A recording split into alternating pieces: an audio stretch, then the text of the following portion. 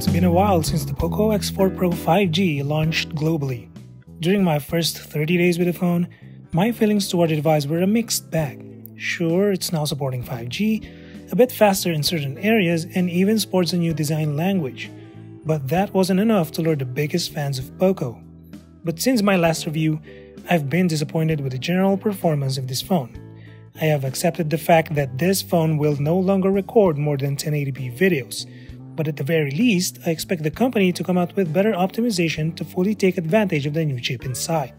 So right off the bat, let's talk about performance.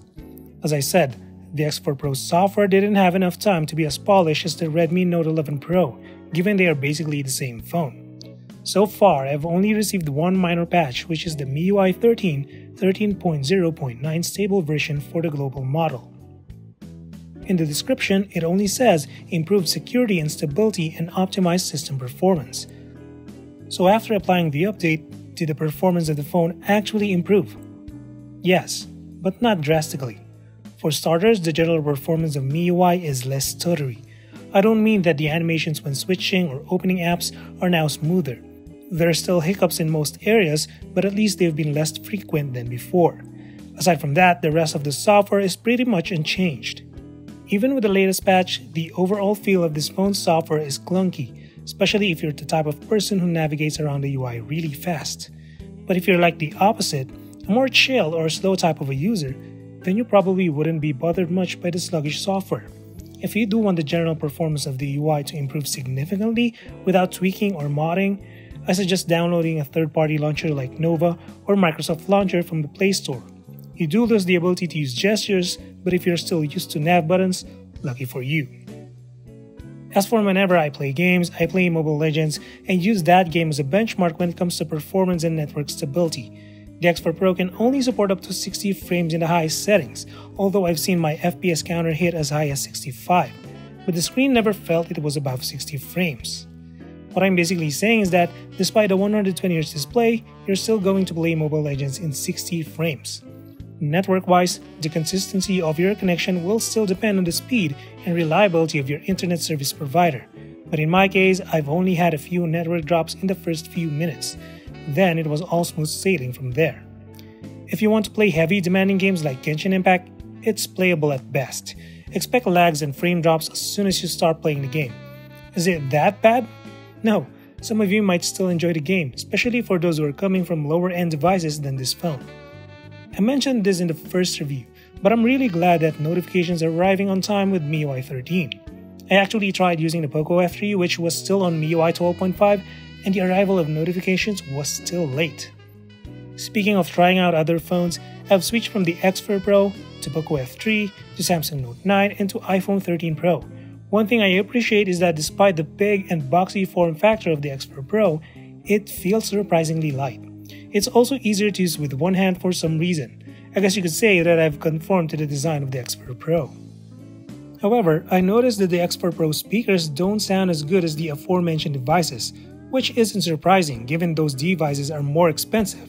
Nevertheless, the speakers here may be on the tinny side, but they are sure loud and clear at high volume levels. I've also realized that the cameras of the X4 Pro were strictly made for photos.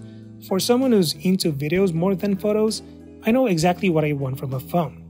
I want videos with high resolution for detail clarity, consistent colors, and good stabilization. Unfortunately, the X4 Pro only nailed one out of the three. The more I use 1080p, the more I wish for 4K recording. The colors look good enough, but the stabilization is almost nowhere to be found when using the main sensor. So if you're looking for a great video companion, I suggest looking for alternatives.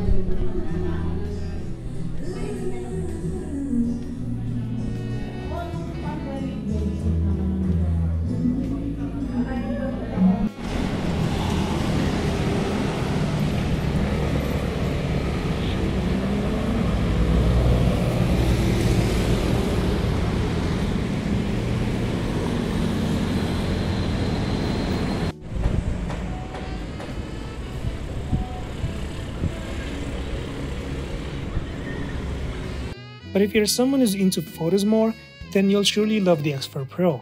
I have no complaints here, including the selfie camera. They're good enough for me to post and share online for everyone to see.